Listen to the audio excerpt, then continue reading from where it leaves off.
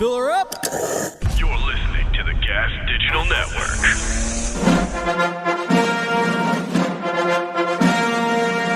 Network. Ladies and gentlemen, Godfrey.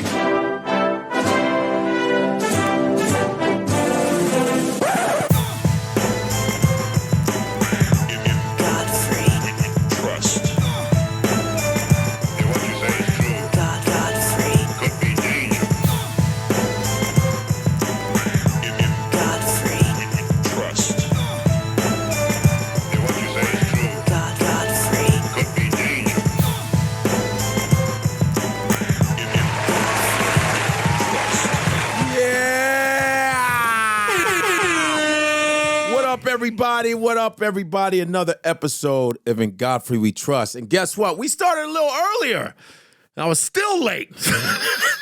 Damn, I can't do nothing with that traffic, son, going down the east. Because I'm all the way on the west, so I got to come cross traffic, you know what I'm saying? But, a little earlier, LA Live. Is it? Yeah, everyone in the chat's glad we started. Marcus Sanders says it's about time. Yeah, shun. Well, we started a little earlier. Okay, maybe we might have to start a little earlier. I'm going to work hard on that. The chat's popping right now. There's a lot of people watching. Oh, the chat is popping. What's up, you? Yo, let me tell you something real quick. The past weekend, I was in Connecticut. Shout out to Connecticut. Thank you all for coming out. Hartford, funny bone. But I got to say this real quick. Something about Connecticut, man. It just ain't connecting. Connecticut is a weird state. Connecticut is close to what? Rhode Island, Boston, not far from New York. It's like, but something about Connecticut, but kind of don't. It's weird. That Bridgeport, Connecticut, the stress factory there is weird there. Hartford is weird there.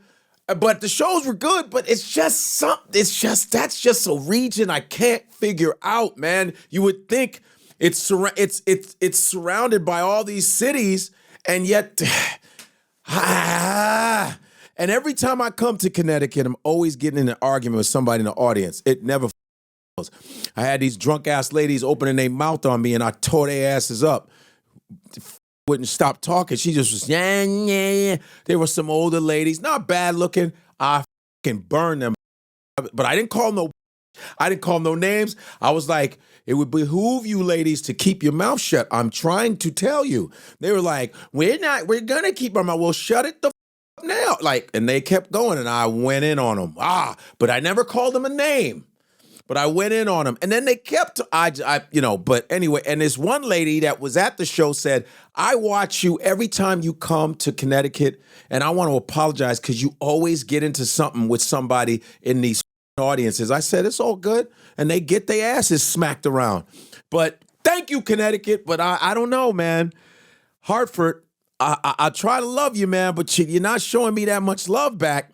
And I hope you do, because I'm thinking about Xing that shit off my schedule, man. I'm tired of struggling with that damn city. I am tired of struggling with Connecticut. So you all need to send me some messages or something and say, hey, man, don't give up on Hartford, because I don't have to come. And I told the audience, I don't have to be here. I just choose to go, you know what? We go to Hartford because it's not that far. And I like to bring local comedians with me to get some work. Man, Connecticut, Hartford, Dayton, Ohio. Just a few of them. I mean, I just go, why do I keep coming back for the torture? I don't know. Damn. I don't know. I'm thinking about it, but you guys better send a petition or something that we're going to show up and we're going to shut the But thanks for coming. This week is Arizona, Scottsdale, Arizona. I will be in Scottsdale, Arizona this week. Okay, Scottsdale, Arizona, House of Comedy. The 3rd, Thursday through Sunday, August 3rd through the 6th, House of Comedy. You can buy tickets right now. And then I got Boston, the Wilbur Theater in Boston is August 12th. Boston, there better be some Boston people in the chats. You know, August 12th, one night, the Wilbur Theater is the most famous theater in Boston. Bring your asses on August 12th. Spread it around. Tell your friends. Go to GodfreyLive.com, my website. Leave your email Everybody leave their email. There you go, GodfreyLive.com. Leave your email addresses on my email list so I can notify you, send out blasts and stuff. I'm trying to corner the market. I'm doing my best, people. And do me this favor too. Whatever comedy club is in your town and you have a favorite comedian, check the goddamn website. 2024, if I've already come to your city, go, let me see if he's going to be in 2024. Wait a couple months, then check the goddamn schedule. Help me out. You know what I mean? So I just wanted to let y'all know about that. But yo, I got some gifts. We got all the gifts. I don't think we got any more of these. You know, we get gifts a lot. No new ones, but hey, if you want to send them in, where can they send them to? They can send them to Gas Digital, 151 First Avenue, P.O. Box 311, New York, New York, 1003. You understand? We got all these bobbleheads. And I put it in every description of every video. Got Donald Trump, got Kanye. This is a very good show, very good show, very good show. We got Kanye. See, I told you. See? Then we got Obama. This is a really good show. Good show. Good show. We got all of that. So I appreciate y'all. Now, it's always a pleasure when I have special guests that come to the podcast. Finally, his man has come to the podcast. I tell you, man, he does not make a lot of visits here. I don't think he makes a lot of visits to this city. I think he does. He's all over the place, you know. But I've known this guy a couple years, and let me tell you, it is a pleasure to have him in my damn studio. Finally, legendary rapper, producer. I would say real estate mogul too. I tell you that, man. This man is a well-rounded guy. I came up listening to his music, his group's music from the legendary Ghetto Boys, and this being the 50th anniversary of hip hop, this was like a perfect time. And I want to introduce my man 100 Grand, the legendary from the Ghetto Boys, Mr. Willie D. Willie D. Willie D. Willie D. Ghetto Boys. Ghetto Boys. Ooh. That was my. That little excerpt you played, that was the first time I heard the Ghetto Boys. Mm-hmm. I was listening to, in college. Well, no, on the radio, they always have the college station at the end of the station. 89 point, we had an NPR station. And the college station would play like underground stuff. And can you play that again? And they played this song. And they were like, this is a new song from this group called the Ghetto Boys. That's how they talk in those college. This is a new song called. Don't me. Oh my God. We were like, who are these guys? This is. Wow. That's you. Oh, that's so great. Take it off YouTube. That's like. That was so great. Hey, let me tell you something, Willie. Yeah, when you guys, I know it's the first time I ever heard you all, and I was like, yo, the Ghetto Boys, and everybody, this is in Chicago. I'm still living in Chicago, college. I was like, yo, did you hear that Ghetto Boys shit? Who the f those dudes? It was incredible, and it's a pleasure to have you, man. Appreciate it. And when you say Fifth Ward, that's out of Houston. Yeah. What is that? Because we would hear Ward, Fifth Ward. We're like, what is the Fifth Ward? That's the hood. I mean, it's just a neighborhood. How many wards are there? Okay, you talking the microphone a little more. Yeah. 6. There's 6 wards? You can stretch it out. Is that better? Like you can go like this with the yeah, okay. Yeah. Just to raise it up so we can hear you and shit. Is that better? Yeah, you good. All right. Is he good? Yeah. Yeah. Yeah. There's 6 wards? Yeah. Oh, so all the wards are hoods. I don't know. Not anymore. Oh. They used to be. Okay. And now everything is gentrified. Oh, so it's all white now?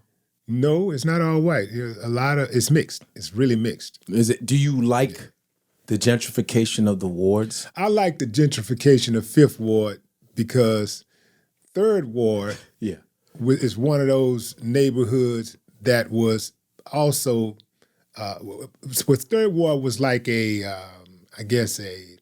prestigious black neighborhood. Okay. Parts of it was prestigious. There's an area called McGregor Park. Okay. And this is where the well-to-do black folks lived before they lived there in these big mansions. there were Jewish people who lived over there. And so as they moved out, the black people who were getting money started moving into these big homes. And so it's a sprawling area of Third Ward that is very prestigious, and it's surrounded by a couple of big colleges. You have TSU, and then you have U of H. Yes. So it's a lot of money in Third Ward, a lot of nice homes. They got raggedy stuff over there too. Yeah. But there is a lot of very nice homes in that area, businesses, good spots to hang out and stuff like that. And so Fifth Ward used to have that type of happening. Not the big homes and stuff, but it used to be the place that people would come and hang out. We had theaters, a bunch of clubs, nice stuff. Places to shop, when did it go stuff down? like that. It went down as people started, as more black people started moving into the area. Yeah. White people, the white flight. White flight, yeah. White I was going to flight. say, when is the Because white what they basically did is basically like ignored. It wasn't just first of all, the people that moved out, it's not their responsibility to keep the neighborhood up. Right. It's the people that live there and the city itself. Right. So the city just basically ignored it. As property values went down, the city ignored ignored Fifth Ward. Yeah. And so it didn't get the attention that it should have gotten. Yeah. And so hence you have people in Third Ward who like to talk shit. Can I? Yeah, cuss.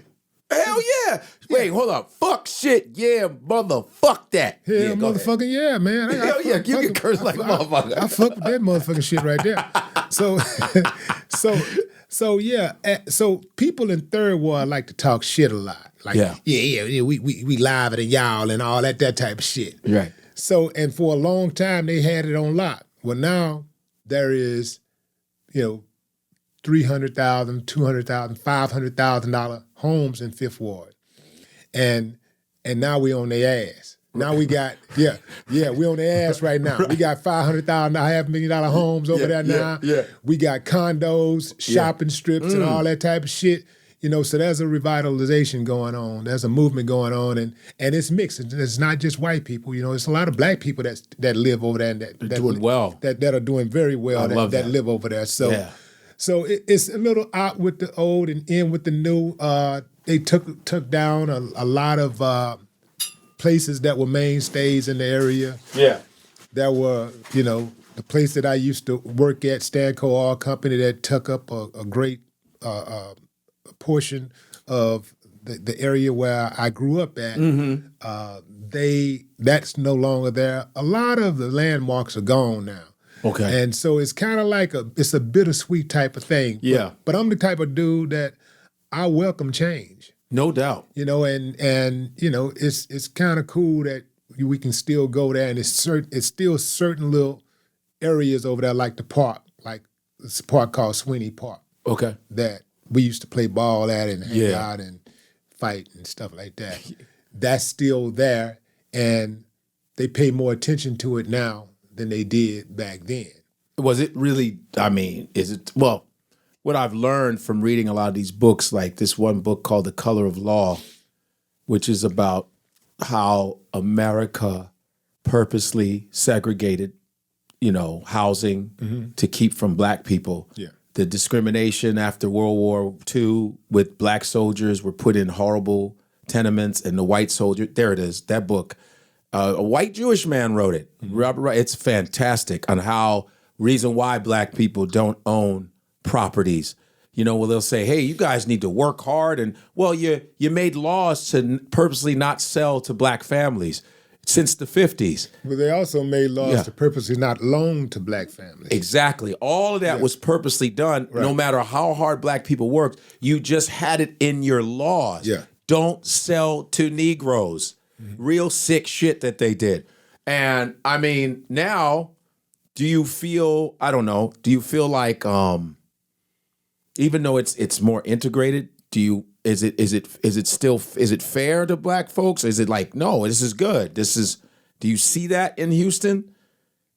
Because I know there's a strong black middle class in Houston, right? It's what fair to black folks? The housing situation, buying homes and stuff like that. No, I mean it's still very much redlined, like all over the country. It's Yes. still, even here in New York. No, of course. There are certain places that say no, you do not sell to blacks. You know? Yes. Do not allow them to get in. I have a friend of mine who was my dentist, who was forced out of her building in the city center area. City center is where I stay. Yeah, right, That's awesome. exactly. And this city center is a posh development, Yes. new development in Houston.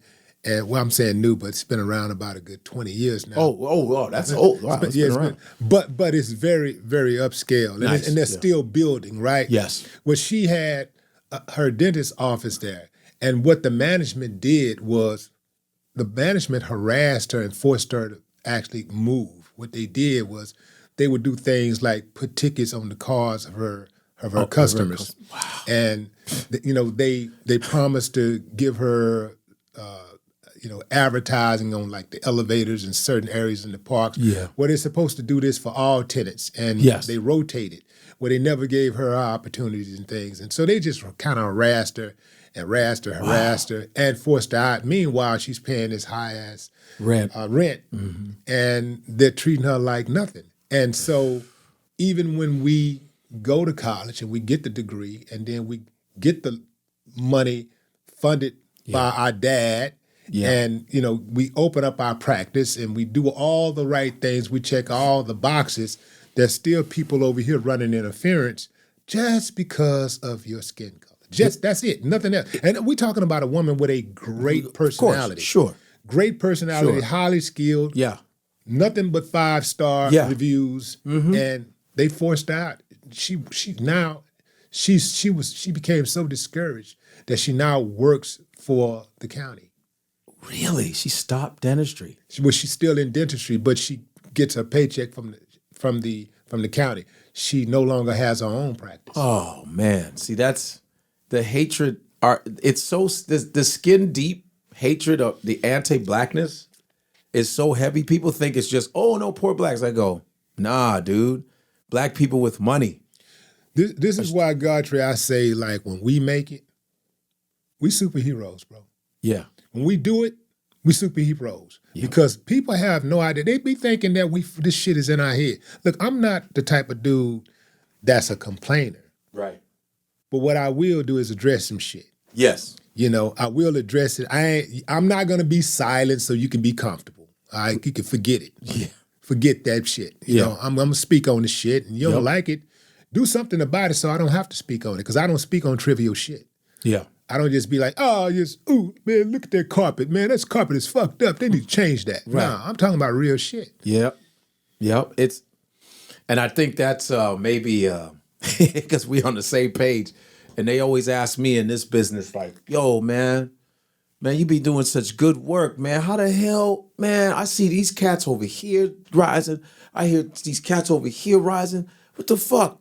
They sit up there, they crushing your numbers on Instagram and TikTok. They always blocking you. What is that? I say, I just tell the truth. I do it the best way I can. You have a way of doing it. I have a way of doing it. I'm not into phony shit. I'm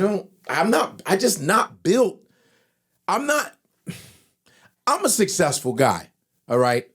But, people are always going to compare you. What person doesn't want to be successful to the highest point? Who doesn't? But what is it going to take for you to be there? It's always some clown shit. You know what I mean? It's always clown shit, always clowning our manhood. Fuck that. One thing I have to preserve is black manhood. That's the first and foremost thing. Integrity, manhood, and that shouldn't be, my black manhood shouldn't be imposing on anybody. I just don't want to do that dumb shit over there. The thing is, Godfrey, you could be saying the exact same thing that you say every day, and if you were white, you probably have people lined up around the corner trying to offer you sitcoms and movies, no right? doubt. Because you are extraordinarily talented. Thank you. All right? So the problem is that there are people out there who are still mad that we free. And so when you speak your mind, it's like, how dare you complain about anything? Yeah. You know, Yeah. you lucky we freed you. Yeah. You free. Shut the fuck up. Yup. You know, and they look at you even when you're doing well and you're well mannered and you seem that you have a smile on your face and you just enjoying life. Somebody will look at you like, what the fuck? What are you doing here? Why are you standing there? Why are you smiling? Why are you happy? I'm gonna turn that smile upside down because, you know, you shouldn't be happy. Especially you should not be happier than me. Yeah. You know, the deck is stacked in my favor. Okay? Yes. This is my country. Yeah. You know, so I should be doing better than you. So if you driving a nice vehicle and I'm struggling, you know, I got a problem with that. If you're driving a nice vehicle and I'm driving a nice vehicle, I have a problem with that also because you should be beneath me. Yes. You know, remember where you came from, boy. This smoke break is brought to you by YoDelta.com, the official Getting High sponsor of the Gas Digital Network.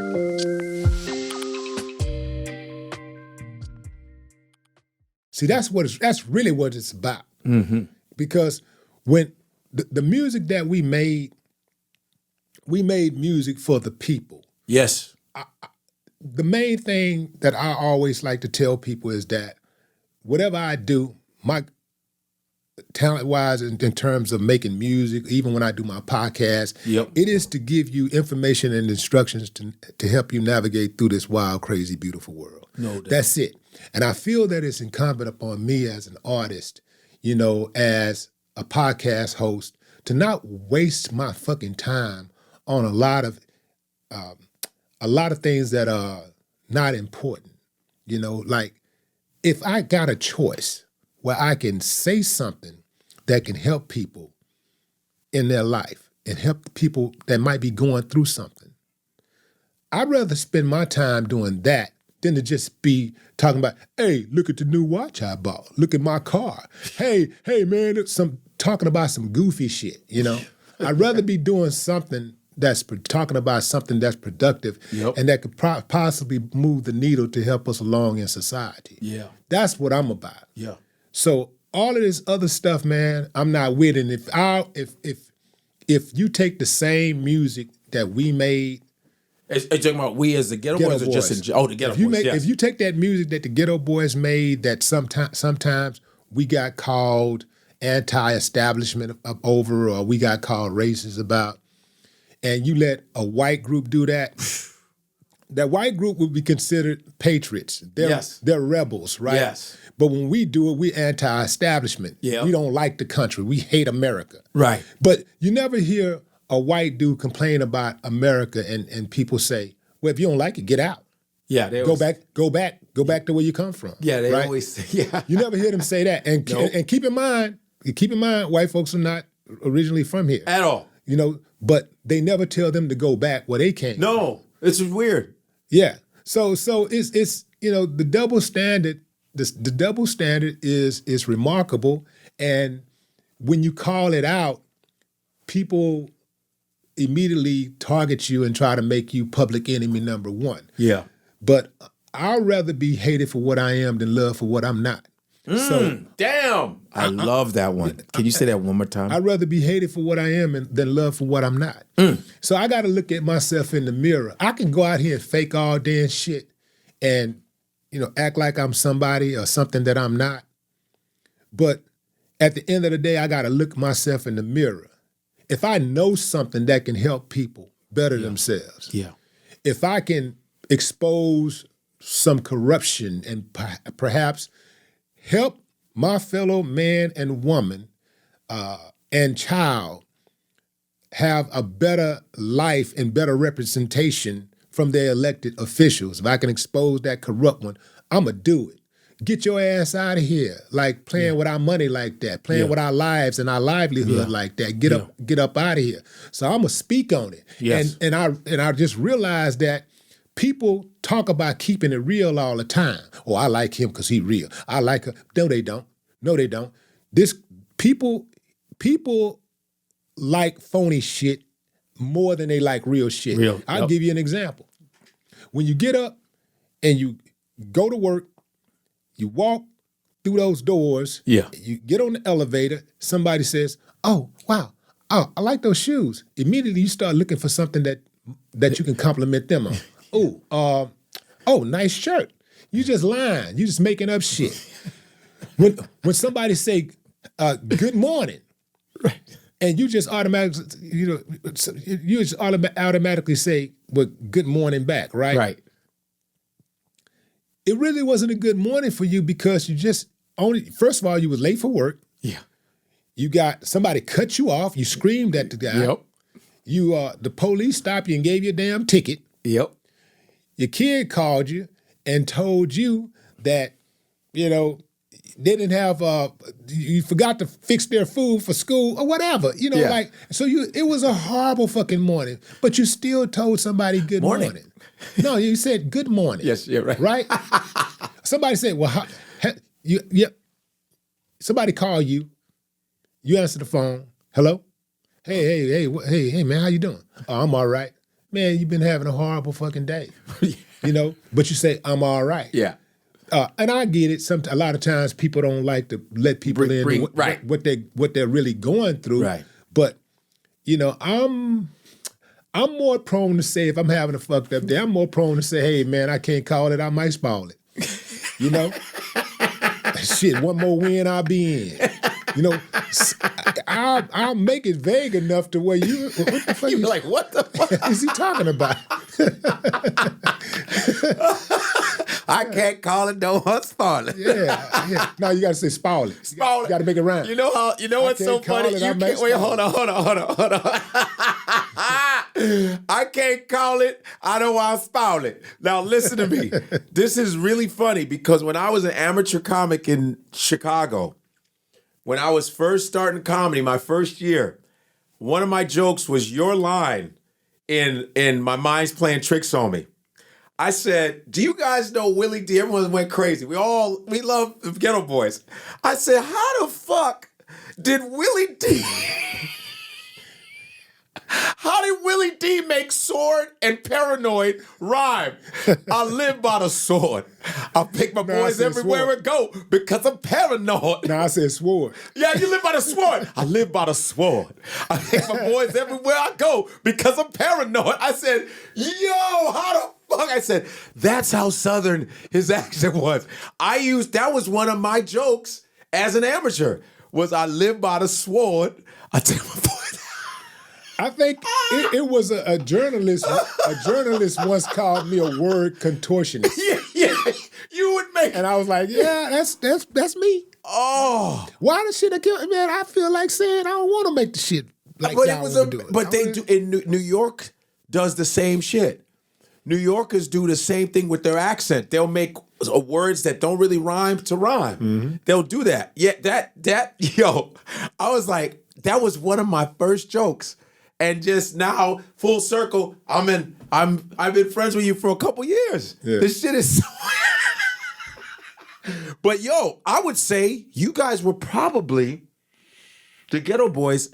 I would say, is Texas the South or the Southwest? South. It's the South. Right down in the middle. Okay, you're in the South. Yeah. Okay. You don't get no Southern than Texas. You don't get We're in the middle. Right in the middle. You don't get no more Southern than Texas. Yeah. But people don't always... In the middle at the bottom. They don't consider... But every time they talk about the Deep South, they go Tennessee, Arkansas, Alabama. Texas, they'll think Southwest. Is that wrong? Where's this Southwest coming from then? I don't know.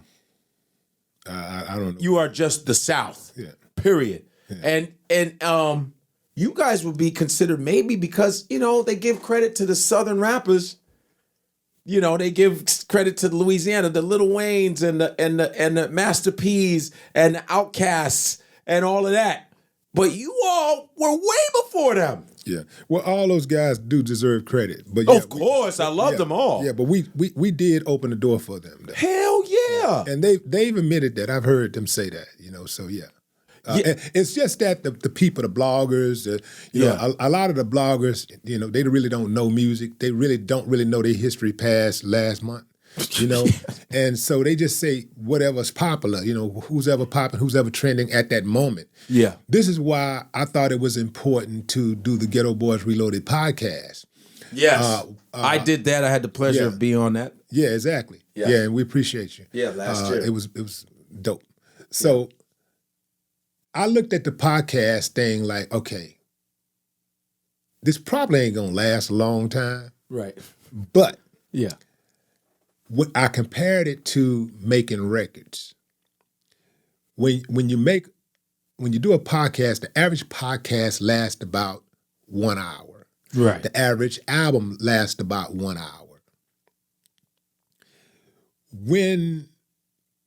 If we do this podcast, however many podcasts we do, will be however many extra albums we have out there.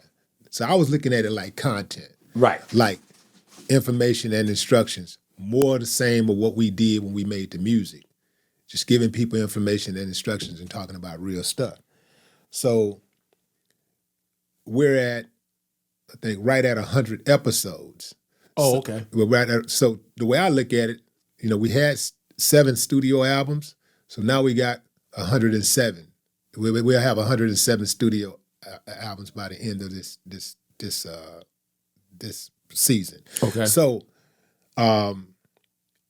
when I look at the whole podcast thing also versus music, I think about when the podcast, when we debuted at number 1. The podcast came out at number 1. Wow. Yeah, we started at number 3 in the beginning of the day, but by the end of the day, we had pulled in front of everybody. Wow. So we had a number 1 debut. But yeah, I looked at it very much like making records, because the way this music thing works and the way this top 5, top 20, top whatever works is that, and that's in music, sports, comedy, everything.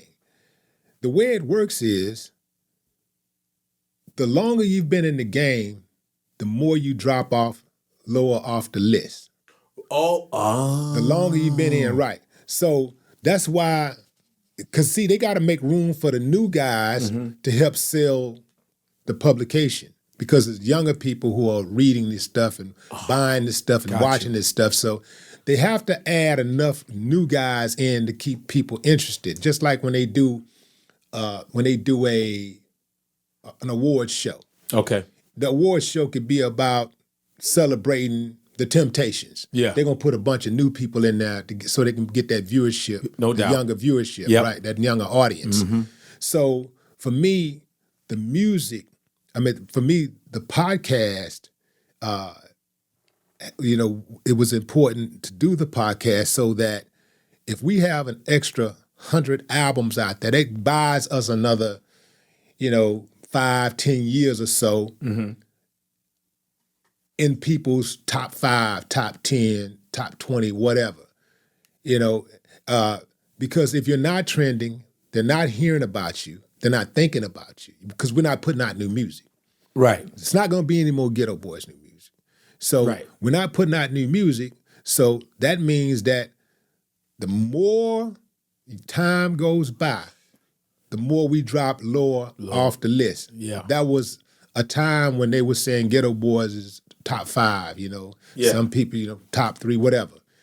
And this was just, 2 years ago or so. Wow. I think it was it Rolling Stone? Rolling Stone? Was it Rolling Stone? No, it was Billboard.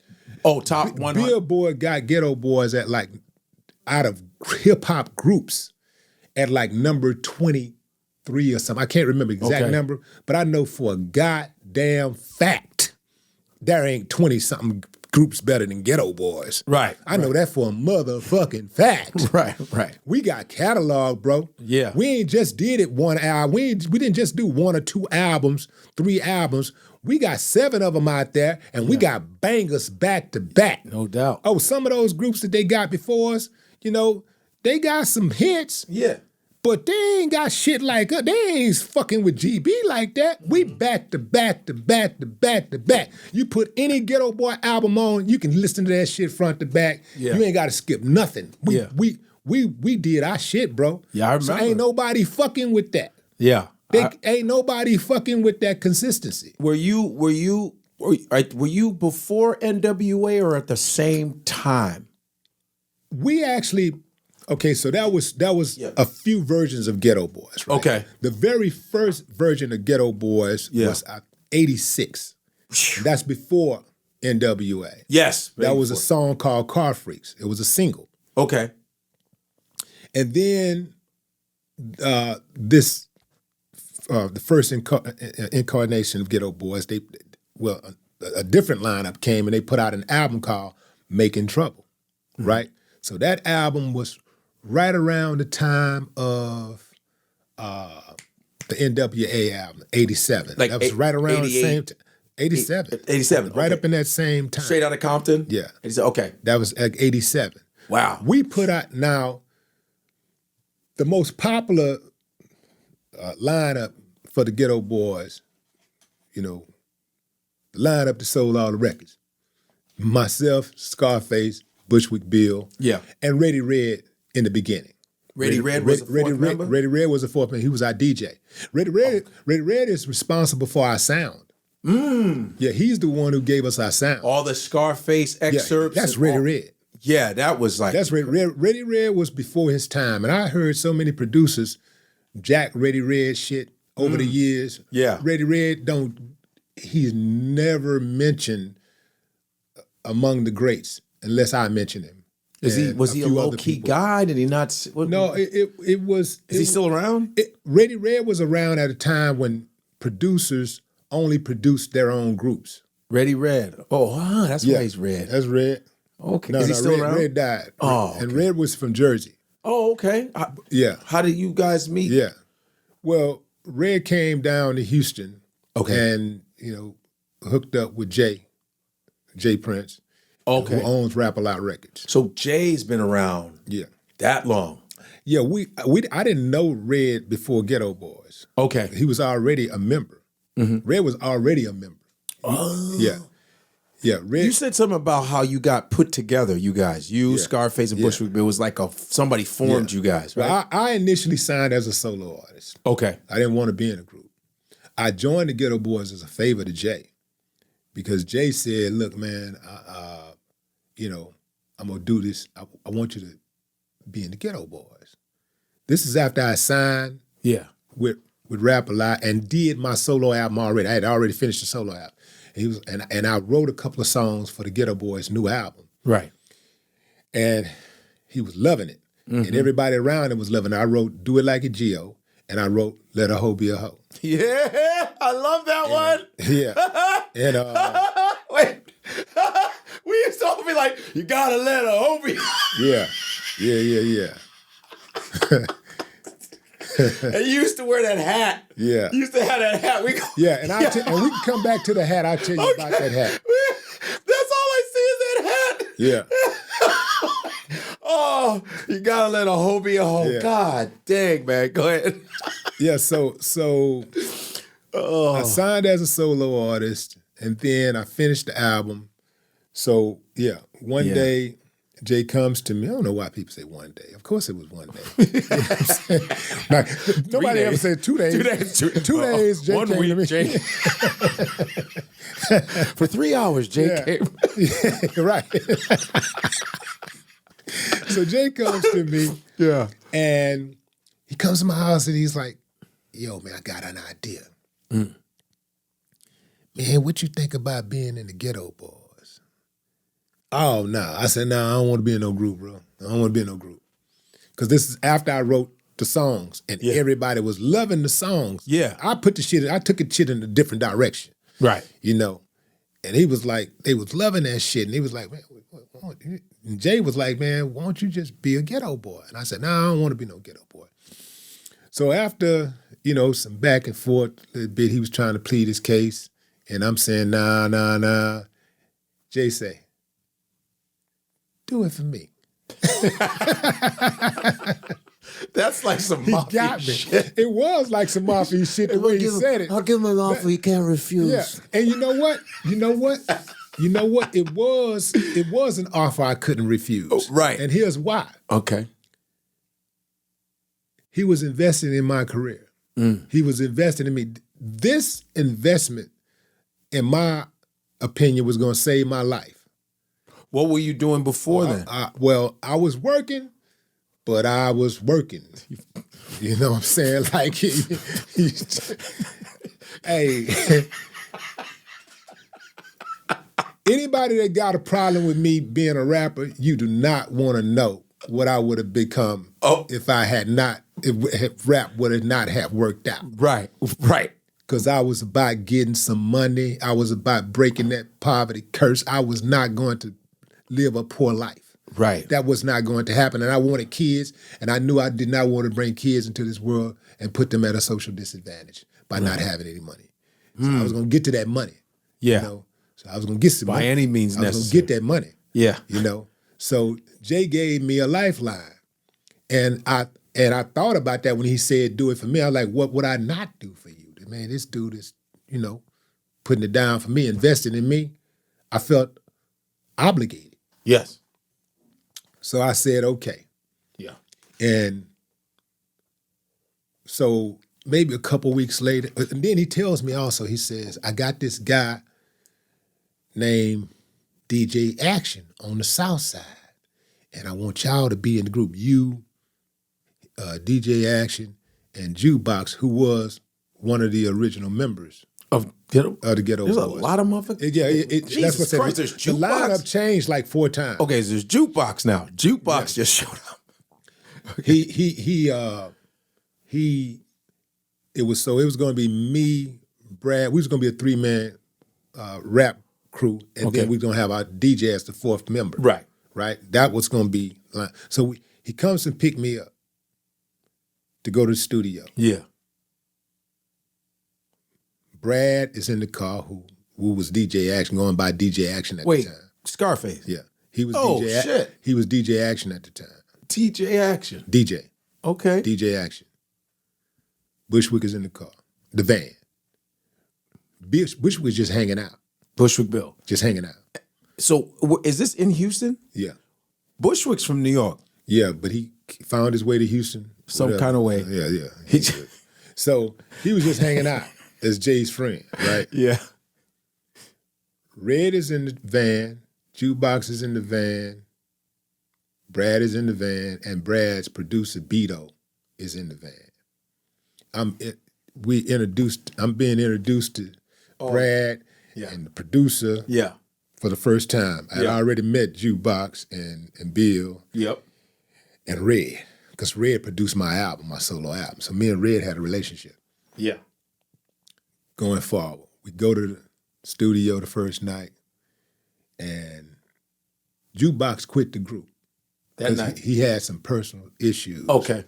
So after we finished, he quits the group. After we finished recording that night, he quit the group. The next day, I'm hanging out. I'm in the studio. I'm doing some writing on the side. Red is over there making beats with him and Geto making beats. Bill got a 40-ounce sitting over in the corner, rapping Public Enemy. Yes, the rhythm, the rebel. Without the pause, I'm doing my level. This is what's happening. So a light comes on. Hold on. You trying to sneak his voice in? No. Yes, the rhythm, the rebel. That's on. Without a pause. But I'm that's ready, my level. But that's how the script I remember it being. Like I remember. And you loved it. He was. Yeah, I was always able to impersonate Bill's voice, do a pretty good impersonation of Bill's voice. That's what, but anyway. Yeah. So a light comes on. Uh-huh. I said, man, let's put Bill in the group. Oh, shoot. Now, Bill is seen on the cover of the first album, of the first single, and the first album. Yeah. But he wasn't a rapper. He was opening up for the Ghetto Boys dancing. He was opening up. Oh, he was a dancer because he's a small person. Yeah, he would open up, hype the crowd up. He was a hype little man. midget. He was hype the crowd up, right?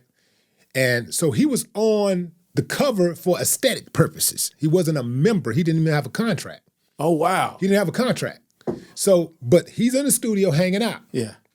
And this is why, this is where opportunity meets preparation. Yes. because he was in the right place at the right time. He was just hanging out. And I saw him rapping and the light comes on. I said, man, let's put Bill in the group. Everybody started laughing. I say, see, that's what the world gonna do until they hear this gangsta ass shit I'm gonna write. So Jay was like, man, what do you think, Bill? Bill was like, I don't know, but I can try. I took Bill to the kitchen. We sat down at the table. I asked him some personal questions about himself. Yeah. And I embellished it with what I thought it might be like to walk in his shoes as a little person. And I came up with Size Ain't Shit. 3 days later, Bill recorded it. That's how he became a ghetto boy. That's how Bushwick Bill became a rapper. Anybody tell you anything different is a bold-faced lie. That is the truth. Ain't no other. He's from Bushwick, Brooklyn, right? No, he's actually from Jamaica. Well, he was raised in Brooklyn. In Brooklyn. Yeah, so it must be Bushwick because there's an area in Brooklyn. And that's where he gets the nickname, Bushwick. Because I didn't, Bushwick, because I was in Original Gangsters with him. Yeah, I saw that. That's when I first met Bushwick Bill, because I was like, oh shit. Yeah. It's Bushwick fucking Bill. Like, I remember we were like eating lunch and he's really intellectual. Yeah. Because he'd be like, listen, you have to understand about the politics of the da-da-da-da. I was like, this dude's fucking smart. Like he was very articulate to his voice. And it really added, Bushwick Bill, it really added to what you guys, that was smart. So that was your brilliant idea because it was dope. You guys bounced off each other. Yeah. It was nice. Different voices. So did you write Fuck a War? I did. Damn, that's the shit. I wrote Fuck a War. That's the shit. I wrote Fuck a War during Desert Storm. It was right when they started talking about reinstating the draft. And I said, fuck a war. I was sitting in my apartment. Yeah. On the south side of Houston. Yeah. And I was watching the news and they was talking about a draft. And the first thing I'm starting to think, man, I'm gonna hide. Where can I hide? Like, I ain't going to fucking I'm like the attic, like, fuck can I hide? Like, gotta move the fuck out of here. I'm not going to war. Yeah. Right? Fuck that. And look, man, if I felt like we was having it our way around this motherfucker like white folks have, hell yeah, I'll fight for this motherfucker. Right. They got it good around this motherfucker. Right. I would fight for this motherfucker like a motherfucker. No doubt. They tricked us. I'm not fighting. Fight for some people who don't respect us. We already seen that what happened when black folks fought in every fucking war that has ever happened in America. Every war, black people sacrificed. And even while they were fighting, they were segregated. They had to live in separate segregated, and they desegregated in 1948. The Army, I think, they desegregated. We don't even want to sleep next to the person fighting next to you. Yeah. That's sick ass shit. But even when they came back to the U.S., they were murdered and lynched. They were disrespected. Yeah. I'm like, nah, fuck that. I'm not doing that. So I was like, fuck a war. And right there on the spot, all my thoughts, I got them out on paper right there on the spot. Can we play any of this I wrote that song in about 30 minutes. We're on YouTube, but I could play it like low for a few seconds. Can you play it low real quick? Fuck a war? Yeah, gotcha. That's my shit right there. Yeah, I did that. I wrote that song in about 30 minutes. And I was like, and see, the thing about it is like I never got hung up on songs, writing songs or whatever. Just boom, kept I never get hung up on writing songs. I don't care how jamming they are. I never get hooked up. I never get hooked on just hung up on writing a song and favoring a song or giving it to somebody else. Yeah. Like, I do this shit. I could do this shit and I could write for any style. I could write any kind of style of rap. Any kind, even the shit that's out right now. Oh, if I wanted to. Well, you just be scribbles though, right? Because it's mumble rap. I can do it. Yo, Willie D, your shit is tight. I can do it. I could do it if I wanted to. What you gonna watch this? The fucker. That song, son. Yeah. Whoa, we was like, fuck. Yo, that's you. You made Bushwick Bill sound like gangster. Yeah. We were like, that was like Bushwick. I was like, that was crazy. We were like, Bushwick is sick, man. That was you the whole time. Fantastic. Yeah. Damn, that song is the shit. Underrated. Yeah. Underrated. Yeah, I did that shit, bro. That was fantastic. I would say about 80 to 90% of everything you heard Bill say on a Ghetto Boys record came out of my head first. You're like the Ice Cube of the group. I won't go that far, man, but I'll just say what I did. Eazy-E said Ice Cube writes the rhymes. That I say. Yeah. And maybe I should have wrote that in the one. Maybe I should have wrote Willie D writes the rhyme that I said because should have been. Because Bill did an interview once with this guy out of Canada. I can't remember the guy. You know, quirky dude with the big hat and stuff. He really goofy. He was like Nardwuar? Nardwuar. That dude. Yeah, the dude that goes around. Yeah, that's him. So Nardwuar. Bill did an interview with that dude back in 2000, I think, 13. Yeah, I think 2013. And the dude was like, "So Bushwick, what did it like for Willie when Willie D writes for you?" Bill looked right there, yeah. Bill looked at that dude with a straight face and said, "Willie D's never written for me." Lying bastard. That's what he said. Wow. That's what he said. And it wasn't up until that point that I actually started telling people I wrote for Bill. I never even told him I wrote for him. And he still discredited. Because back then that was a time where, like, you know, you don't tell, like right. You know, if it was a cardinal sin to not write your own shit in hip hop when I came up. Right. You know, you had to write your own shit to be considered a real MC. Wow. So I was like, you still believe player. that? No. Okay. No. Because Drake don't write any of his shit. I don't know if no, he writes. He writes. Does he? They said Drake? They've said that he don't write some of his stuff. I mean, it's okay to have. I don't think there's anything wrong. There's a lot of singers that don't write their own shit. At the end of the day, look, I mean, it's all about how you interpret it as a fan. Yeah. I don't care. Right. Like, as a fan of the music, I don't care whether he wrote it or not. Because, you know, I don't listen to Drake. So it wouldn't matter to me. Right. Now, you know, I listen to Zero. You know, I listen to Ice Cube. I listen to Chuck D. Yeah. You know. Yep. You know, I listen to Lil Baby. Yeah. Lil Baby writes his stuff, huh? It'd be different if I found out they wasn't writing it, and I might feel a little certain way. Now, about Lil it. Baby, not Dub Baby, but Lil Baby. Okay, Lil Baby. Yeah. I know the Dub Baby is the other guy with the thing. Yeah. Yeah. Okay.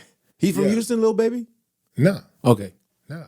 But I listen to those type of dudes. You know, like I like, you know, I listen to Rakim. I like shit, man. I like that shit that hits you and be like, that just make your blood boil. You're like, ooh, give you chills. You know, when he says, ooh, yo. How you heard how he put that shit? How he said that? The wordplay. Yeah, I like that. Like, I don't really like a lot of flossing shit. I don't like that flossing. A lot of people give a lot of these dudes that do flossing type rap credit for being great lyricists. I don't like that shit. No. All that, they be like, well, you ain't a lyricist if you don't sound like,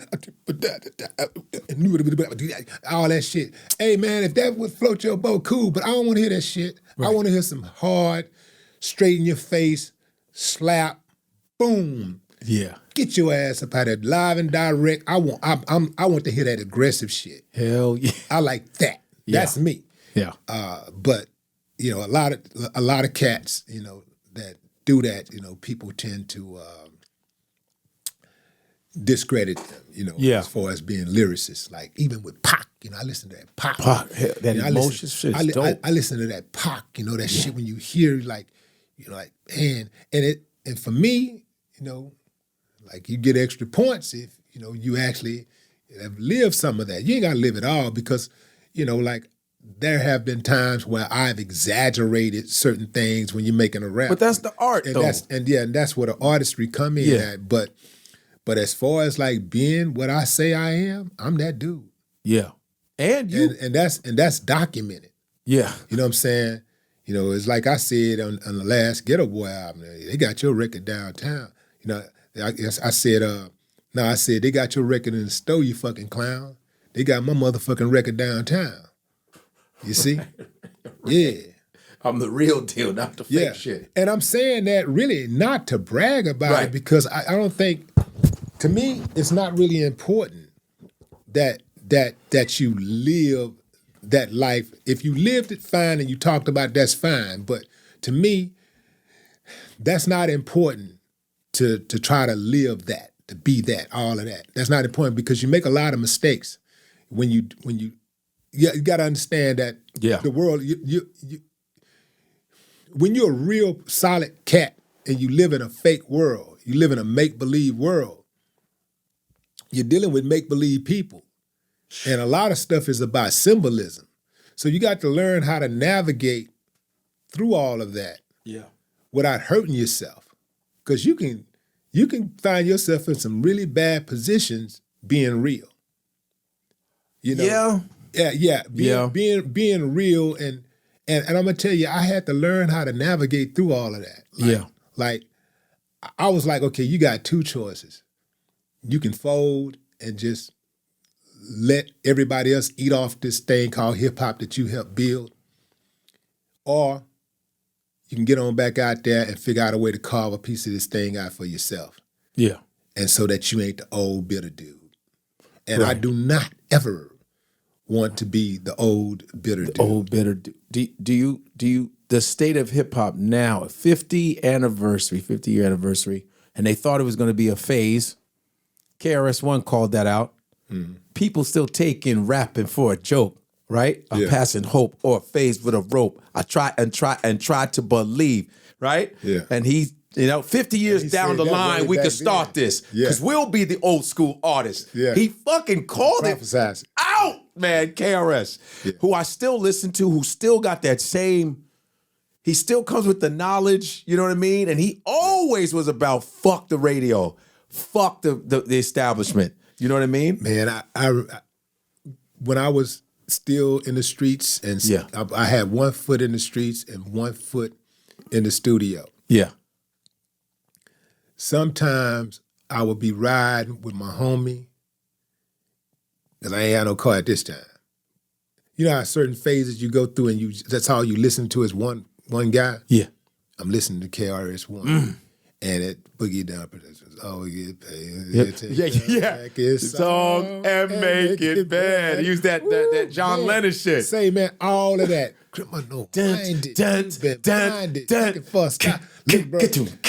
we would be riding down the street, and I got a 40 in my lap. Oh man! And I got a 40 in my lap, and we eating some chicken, some fried chicken, and something. Yeah, it's all hip hop. But that's our. But I remember I was broke. Yeah. And sometimes that's all I had to get through the day, a 40 ounce and KRS-One. Yeah. I mean, I literally could okay, this day was fucked up. Let me drink this 40, because this is all I can really afford. Yeah. I can afford this 40 and I got $1 for some chicken. Eat that chicken, drink that 40, and be banging that KRS-One, and then next day, hope for something better. Yeah. Now you with the God, I say you with the Godfrey. Now you with the God, I say you with the Godfrey. You ain't playing around with none of these lanes, but I guarantee you'll be entertained and watch them drop some knowledge on your brain.